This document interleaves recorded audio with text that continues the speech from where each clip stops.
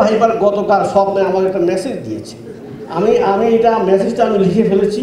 সেই মেসেজটা কি, রাসেল ভাইপারের মেসেজ, এটা যদি আপনারা শুনতে চান।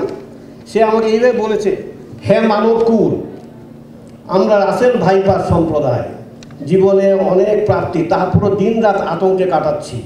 20-30 বছর আগে জীবজন্তুর অত্যাচার আমাদের ছেলে মেয়েদের বাঁচিয়ে রাখতে পারতাম না, এখন আর সে সমস্যা নেই, তারা নিরাপদে বড় হচ্ছে।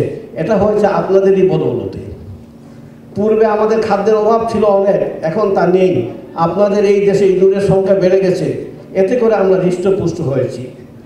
এত কিছু পাওয়ার পরও আমরা অনেক দুঃখী, কারণ আমরা বাস্তুহারা।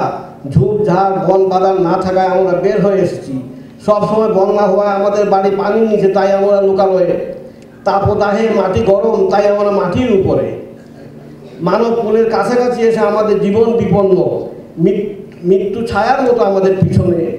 আমরা অনেক সময় নিজের ক্ষোভ নিয়ন্ত্রণ করতে না পেরে মানব কুলের যাপন নাই ক্ষতি করে দিচ্ছি।